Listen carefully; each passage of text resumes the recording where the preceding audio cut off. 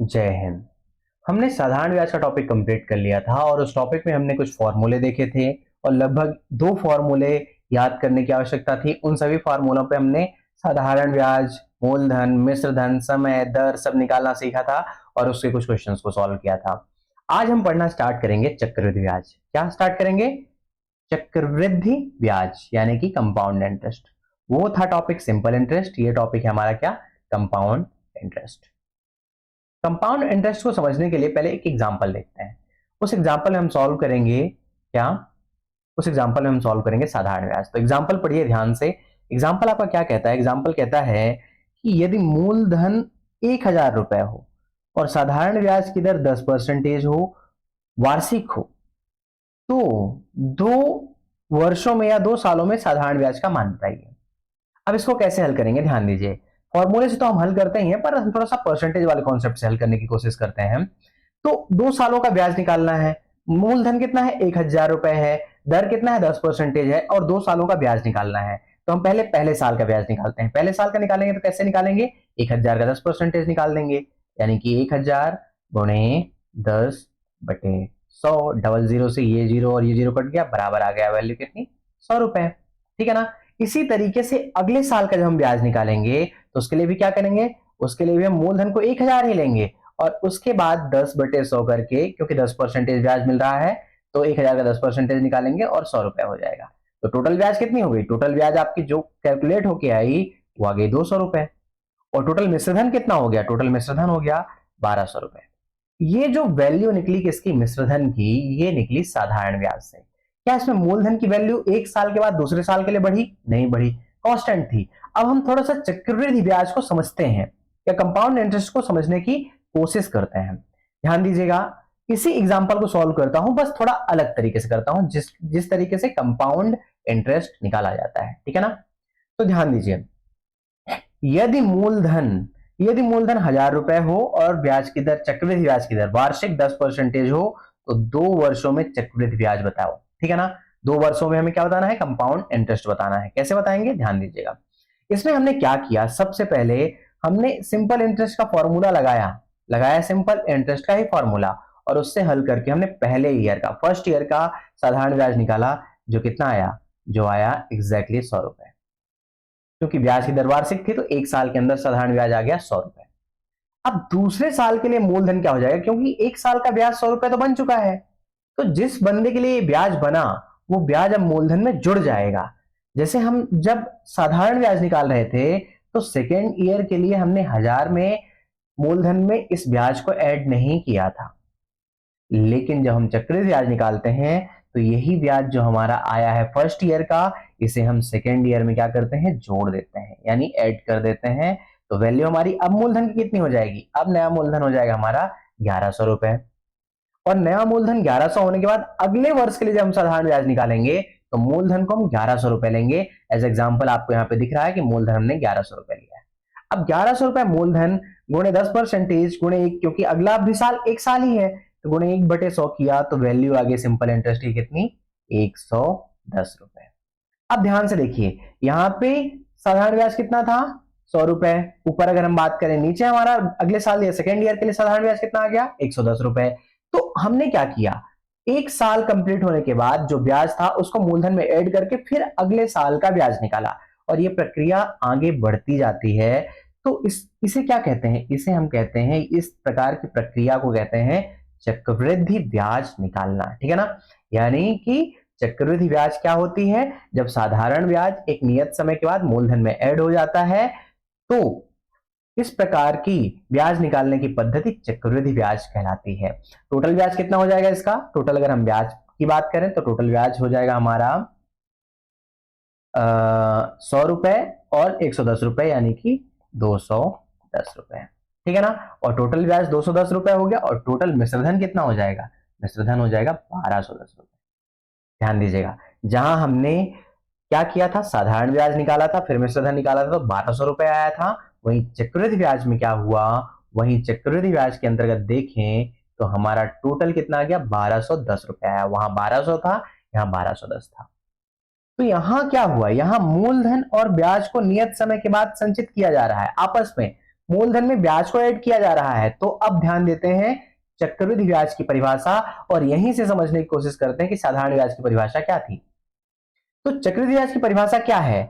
जब समय समय पर अभी तक संचित हुए ब्याज को, ध्यान दीजिएगा सबसे टॉप में लिखी हुई है, जब समय समय पर अभी तक संचित हुए ब्याज को मूलधन में मिलाकर इसके मिश्र धन की गणना की जाती है तो इसे चक्रवृद्धि ब्याज कहते हैं। उदाहरण स्वरूप आप नीचे देखेंगे पूरा एग्जाम्पल दिया हुआ है, ठीक है ना। क्योंकि साधारण ब्याज निकाला तो हमने मूलधन में क्या है, ब्याज को ऐड नहीं किया एक साल बाद, लेकिन जब हमने चक्रवृद्धि ब्याज निकाला तो एक साल बाद हमने मूलधन में ब्याज को ऐड किया। यही कारण इसे चक्रवृद्धि कहा जाता है, क्योंकि हर बार हर एक चक्र, समय का चक्र पूरा होने के बाद वृद्धि हो रही है। किसकी? मूलधन की। कैसे? उसमें पुराना ब्याज जुड़ चुका होता है। तो इस तरीके से चक्रवृद्धि ब्याज निकालते हैं। तो आपको समझ में आ गया ना कि चक्रवृद्धि ब्याज क्या होती है। अब आगे समझिए कुछ इंडिकेशंस को। चक्रवृद्धि ब्याज निकालने के लिए मिश्रधन को ए से डिनोट करते हैं, मूलधन को पी से यानी प्रिंसिपल से, जो कोई पुराना तरीका था, और दर को आर से करते हैं और समय को एन से करते हैं। ध्यान दीजिएगा वहां समय को हम टी से रिप्रेजेंट करते थे, यहां एन से रिप्रेजेंट करते हैं। कोई इसमें कॉम्प्लेक्सिटी लेने की बात नहीं है, जहां हम वहां टी लिखते थे वहां यहां हम तक क्या करेंगे, एन लिखेंगे। इसके बाद क्या, कुछ फॉर्मूले देख लेते हैं। मिश्रधन के लिए जो फॉर्मूला होता है, जब हम ब्याज की गणना कैसे करते हैं, चक्रवृद्धि ब्याज की गणना करते हैं, तो फॉर्मूला होता है a equal to P into 1 plus R upon 100 की पावर n। केवल एक फॉर्मूला इंपॉर्टेंट है आपके लिए, केवल और केवल मात्र एक ये फॉर्मूला।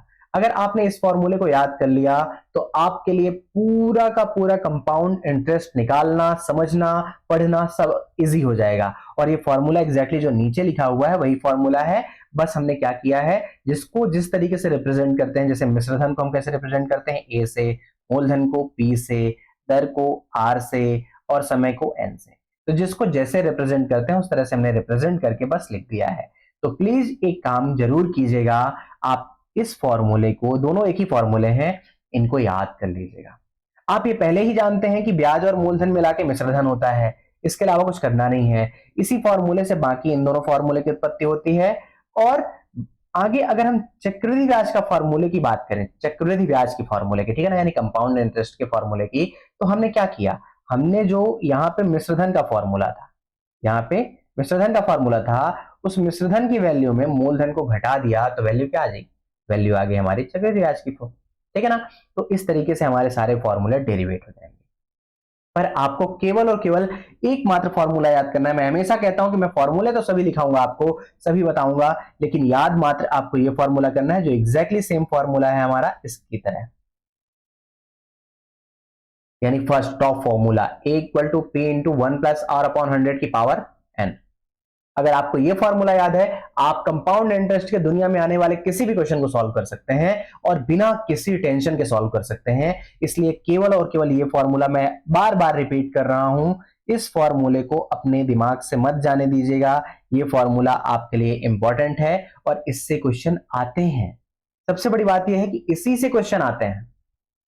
और अगर आपको कंपाउंड इंटरेस्ट नहीं आएगा ना, तो आप हो सकता है कि एक 5 नंबर का क्वेश्चन पक्का आपसे ना बने। इसलिए जरूरी है कि इस टॉपिक को अच्छे से पढ़िएगा, समझिएगा, समझने की कोशिश कीजिएगा। चलिए स्टार्ट करते हैं सबसे पहले चक्रवृद्धि आधारित कुछ क्वेश्चंस को लेकर के। तो पहला क्वेश्चन हमारा क्या है, ध्यान दीजिएगा, यहां जो फर्स्ट क्वेश्चन है वही फर्स्ट क्वेश्चन हमारा इस पेज में प्रोवाइड किया गया। तो फर्स्ट क्वेश्चन हमारा क्या है, फर्स्ट क्वेश्चन क्या कहता है, फर्स्ट क्वेश्चन कहता है कि 1,000 रुपए, ध्यान दीजिएगा, फर्स्ट क्वेश्चन कहता है 1,000 रुपए मूलधन का 10% वार्षिक चक्रवृद्धि ब्याज की दर से 2 वर्षों में ब्याज की गणना करना है। हमें 2 वर्षों में क्या करना है, ब्याज की गणना करना है। समझिएगा, मूलधन हमारे पास 1,000 है, हमने पहले ही लिख दिया मूलधन बराबर 1,000, दिया क्या क्या है पहले लिखा है, मूलधन बराबर 1,000, दर बराबर 10%, समय बराबर 2 साल क्योंकि 2 ईयर है, ठीक है ना, तो 2 ईयर। ज्ञात क्या करना है, ज्ञात करना है आपको, पहले ही कहा है ब्याज की गणना कीजिए। गणना किस तरीके से हो रही है, चक्रवृद्धि ब्याज के तरीके से। तो गणना में क्या करना है, हमें चक्रवृद्धि ब्याज की गणना करनी है। समझ में आ गया ना। तो हमें क्या फाउंड करना है, कंपाउंड इंटरेस्ट यानी सीआई फाउंड करना है। ध्यान दीजिएगा, मैंने सभी का इंडिकेशन यहीं पे समझा दिया है। अब चेकर को पता लग गया कि जहां मूलधन होगा वहां मैं पी लिखूंगा, जहां दर होगा वहां मैं आर लिखूंगा, जहां समय होगा वहां मैं एन लिखूंगा, और जहां कंपाउंड इंटरेस्ट होगा वहां पे मैं सीआई लिखूंगा। ये चीज चेकर को पहले ही पता चल चुकी है। अब हम हल करते हैं। सबसे पहले हम फॉर्मूला यूज करते हैं, जो फॉर्मूला मैंने आपको बताया था कि हमारा पहला फॉर्मूला आपको हमेशा ध्यान रखना है, क्या? ये formula a equal to P into one plus R की पावर होल पावर n। यही फॉर्मूला एकमात्र फॉर्मूला है जो आपको हमेशा सॉल्व करेगा और हमेशा आपको कंपाउंड इंटरेस्ट में सशक्त बनाएगा, पावरफुल बनाएगा। तो आपको ये बनने के लिए जरूरी है कि आप ये फॉर्मूला याद रखें। इसी फॉर्मूले का यूज करके हम मिश्रधन निकालते हैं। कैसे करते हैं? a equal to P into one plus R upon 100 की पावर n। अब हमने क्या किया, सबकी वैल्यू पुट कर दी, वैल्यू ठीक है ना। सबकी वैल्यू क्या थी हमारी? p की वैल्यू थी 1000, r की वैल्यू थी 10 अपॉन 100 पावर n, यानी ईयर हमारे पास कितना? 2 ईयर। एग्जैक्टली हमने वैल्यू पुट की ना। अब आगे हम इसको सॉल्व करते हैं। ध्यान से देख लीजिएगा, स्क्रीनशॉट ले लीजिए। आगे हम सॉल्व करने की कोशिश कर रहे हैं। आगे हम कैसे सॉल्व करेंगे ध्यान देते हैं। a इक्वल टू पी कितना था? 1000 into one plus 10 upon 100 whole square, ठीक है ना। यहां पे एक काम कीजिए, ये जीरो से ये जीरो कट हो जाएगा ना, क्योंकि 10 अपॉन 100 है। जैसे ये जीरो से जीरो कट हो गया तो वैल्यू क्या हो गई? a equal to 1000 into one plus 1 upon 10 into क्या हो गया? पावर में 2 हो गया। अब इसको कैसे हल करेंगे? आगे देखिए, 1 प्लस 1 अपॉन 10 इक्वल टू होता है 1000, तो हुआ, साथ में ये हो जाएगा 11/10। अब इसको आप हल करना सीख चुके हैं पहले ही, क्योंकि परिमेय संख्याओं को जोड़ना और घटाना है। परिमेय संख्याओं को कैसे जोड़ते हैं, कैसे घटाते हैं, मैं पहले ही बता चुका हूं। तो इस तरीके से ये वैल्यू 11/10 आ जाएगी। आगे सॉल्व करेंगे तो कैसे सॉल्व करेंगे, ध्यान दीजिए। 1000 गुणे 11/10 गुणे 11/10, ये डबल जीरो से ये डबल जीरो कट हो गया। इसको आगे हल करेंगे तो ए की वैल्यू आ जाएगी हमारी कितनी? ए की वैल्यू आ जाएगी 10 गुणे 11 का स्क्वायर कितना होता है? 121। तो वैल्यू कितनी आ जाएगी? वैल्यू एग्जैक्टली आपकी आ जाएगी कितनी? 1210 रुपए। 1210 रुपए। ये तो मिश्रधन आया। हमें क्या निकालना था? हमें निकालना था चक्रवृद्धि ब्याज, ठीक है। तो चक्रवृद्धि ब्याज यानी कंपाउंड इंटरेस्ट निकालने के लिए हम क्या करेंगे? ए माइनस पी करेंगे। और ए कितना है हमारे पास? ए है हमारे पास 1210 रुपए, जो हमने अभी निकाला। और पी कितना है हमारे पास? एग्जैक्टली 1000 है। तो वैल्यू कितनी आ गई आपकी? 210 रुपए। वैल्यू आपकी कितनी आ जाएगी फाइनली? फाइनली आपकी वैल्यू आ जाएगी 210 रुपए। अतः चक्रवृद्धि ब्याज का मान 210 रुपए होगा।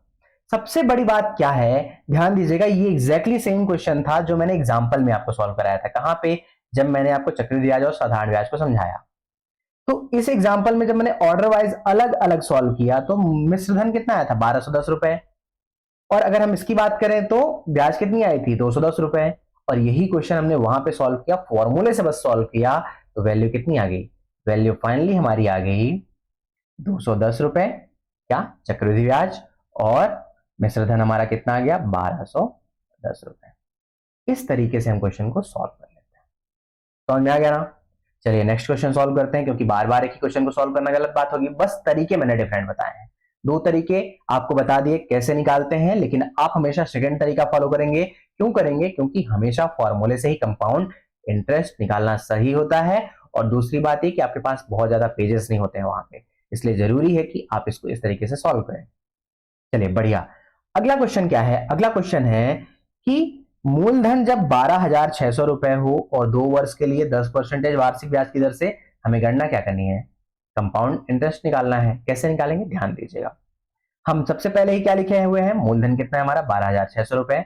10% दर है। ईयर हमारे पास 2 ईयर हो गया, क्या समय। और उसके बाद हमें ज्ञात क्या करना है? कंपाउंड इंटरेस्ट निकालना है। एग्जैक्टली हमारे पास ये सब कुछ दिया हुआ, बिल्कुल। अब आगे करते हैं हम। आगे कैसे करते हैं? ये फॉर्मूला हमें प्रोवाइड किया गया है। मैंने हमेशा कहा मात्र एक फॉर्मूला आपका कंपाउंड इंटरेस्ट से रिलेटेड हर प्रॉब्लम को रिजॉल्व कर देगा। तो एक फॉर्मूला तो आप रट सकते हैं ना। और रटने के लिए थोड़ा सा फोकस करना है, बस 10-12 क्वेश्चन की प्रैक्टिस कर लेंगे, आपको फॉर्मूला याद हो जाएगा। फॉर्मूला रटा नहीं जाता है। फॉर्मूला क्या किया जाता है? उस पर प्रैक्टिस की जाती है। जब आप प्रैक्टिस कर लेते हैं तो वो फॉर्मूला आपके बिल्कुल जहन में बैठ जाता है, बाहर निकलता ही नहीं है। अब इसको हल करते हैं कैसे? फॉर्मूला हमारा equal to P into one plus R upon 100 की पावर n है। अब वैल्यू पुट कर दीजिए। ए की वैल्यू कितनी है हमारे पास? ए की वैल्यू हमें निकालनी है, क्योंकि हम रुकिए, हमें निकालना है कंपाउंड इंटरेस्ट, उससे पहले हम ए निकालते हैं, यानी कि मिश्र धन निकालते हैं। तो पी की वैल्यू कितनी है? पी की वैल्यू है हमारी 1 मिनट, पी की वैल्यू है 12,600 गुणे 1 प्लस आर, यानी 1 प्लस 10/100 की पावर एन, यानी कि 2 यार। हमने फॉर्मूले में वैल्यू पुट कर दी। अब इसको सॉल्व करते हैं। सॉल्व कैसे करेंगे? ये जीरो से ये जीरो कट हो गया, एग्जैक्टली पुराने तरीके से जो पिछले क्वेश्चन में हुआ था। आगे क्या हो जाएगा? 12,600 गुणे, अगर आप देखें तो मैंने पहले भी कहा था ये वैल्यू कितनी हो जाएगी? 1 धन 1/10 है, 1 धन 1/10 है, इसका पावर n है।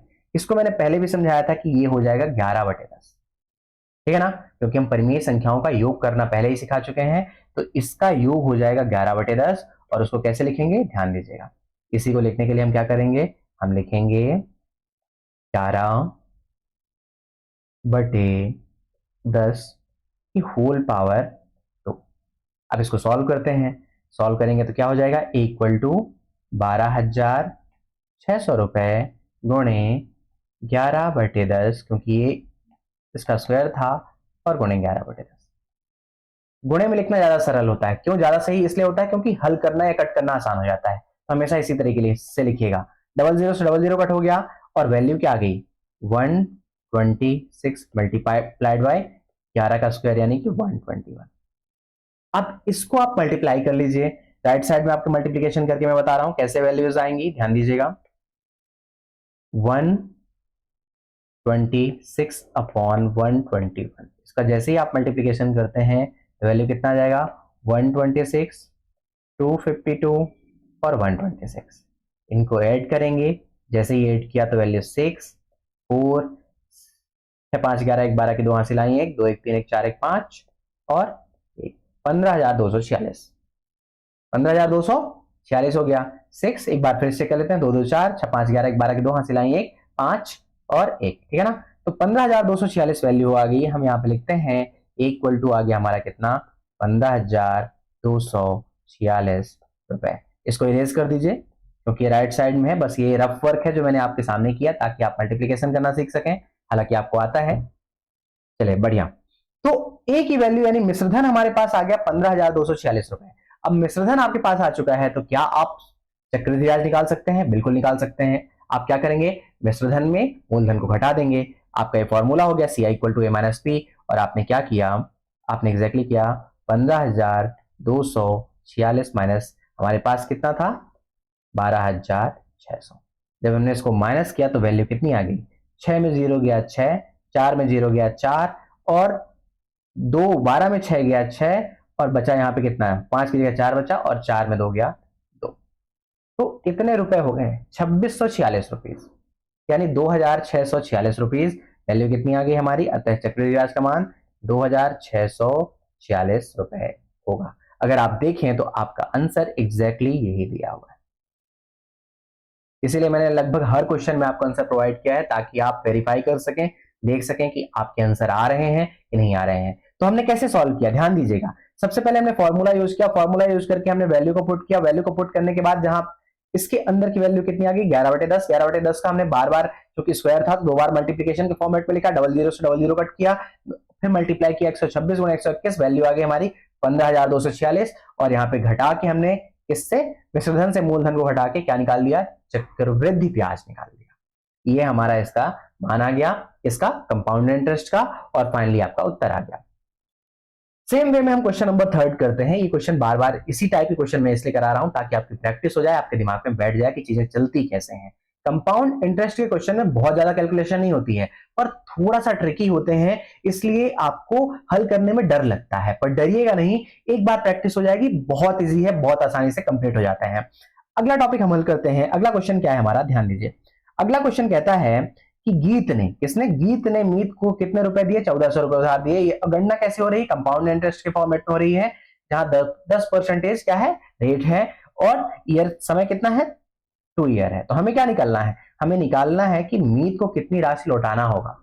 मतलब हमें यहाँ मिश्रधन निकालना है, यहाँ हमें कंपाउंड इंटरेस्ट तो निकालना ही नहीं है। तो हमें कॉम्प्लेक्सिटी में पढ़ना नहीं, सीधे हम फॉर्मूला इसी को यूज करके और क्या निकाल देंगे? मतलब मिश्रधन का फॉर्मूला यूज करके सीधे मिश्रधन निकाल देंगे। अब हमने क्या किया, सबसे पहले लिखा दिया है क्या, दर क्या है, समय कितना है, याद क्या करना है। ठीक है ना। ये लिखने का आवश्यकता क्यों होती है, इसे लिखने की, इसे लिखने की आवश्यकता इसलिए होती है, पहली बात तो ये पेपर में एग्जाम्पल में पेपर में जरूरी है, क्योंकि ये आपको कम से कम 1 या 2 नंबर देके चला जाता है, और अगर नहीं लिखेंगे तो आपका एग्जामिनर नंबर काट सकता है। तो ये एग्जाम में जरूरी है, पहली बात। दूसरी बात, ये जरूरी आपके लिए भी है, क्योंकि जैसे ही आपने ये वैल्यू लिखी कि दिया क्या है, गिवन क्या है और निकालना क्या है, तो आपको समझ में आ जाएगा फॉर्मूला क्या यूज करना है और कैसे हल करना है। क्योंकि यही आपको, ये एक्चुअली में क्वेश्चन लिखा हुआ है कि क्वेश्चन कैसा दिख रहा है या क्वेश्चन आपसे पूछ क्या रहा है, तो आप हमेशा लिखें कि क्या गिवन है और क्या ज्ञात करना है। इसके बाद हल करते हैं। सूत्र क्या यूज करेंगे, A equal to P into one plus R upon 100 की पावर एन। तो ए की वैल्यू हम क्या कैसे निकालेंगे, ध्यान से सारी वैल्यूज को पुट करते हैं। पी कितना है हमारे पास, पी है हमारे पास 1400 गुणे 1 प्लस आर की वैल्यू कितनी है हमारे पास, एग्जैक्टली सेम 10% अपॉन 100 की पावर कितना है हमारे पास 2 साल।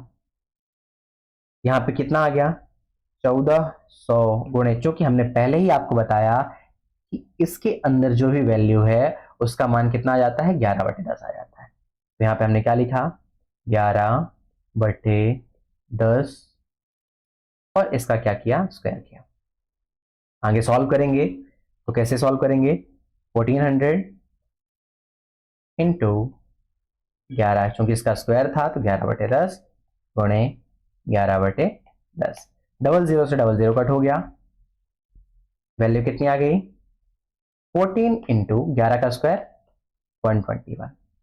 अब आप मल्टीप्लाई कर लीजिए, 121 गुणे 14, अगर हम इसको हल करते हैं तो वैल्यू कितनी आ जाती है, 14 एकम 14 की 4 हासिल आई 1, 14 28 29 के 9 हासिल आए 2, 14 एकम 14 15 16, यानी 1696 रुपए। कितना 1694 रुपए। तो आप वैल्यू क्या लिख देंगे, आप वैल्यू लिख देंगे ए इक्वल टू हो जाएगा हमारा 1694 रुपए। फाइनली आपका आंसर कितना आ गया, इसको राइट साइड में जो लिखा है उसे इरेज कर दीजिए, क्योंकि ये क्या है, ये रफ वर्क है। और फाइनली आपका, अतः 2 वर्षों में मीत को कितनी राशि लौटानी पड़ेगी, मीत को 1694 रुपए की राशि लौटानी होगी। समझ में आया ना, 1694, क्या आपका आंसर आ रहा है, ध्यान से देखते हैं 1694 आपका आंसर भी आ रहा है। इस तरीके से इस क्वेश्चन को सॉल्व करेंगे। तो हमने क्या किया, हमने बेसिकली क्या किया, हमने पहले फॉर्मूला क्या गिवन है ये लिखा, फिर क्या ज्ञात करना है ये लिखा, फॉर्मूला यूज किया, वैल्यू पुट की, सॉल्व किया, वैल्यू आ गई हमारी कितनी, फाइनली एक ही 1694 रुपए, और यही हमारा उत्तर हो गया, क्योंकि हमें क्या निकालना था, हमें निकालना था मिश्र धन।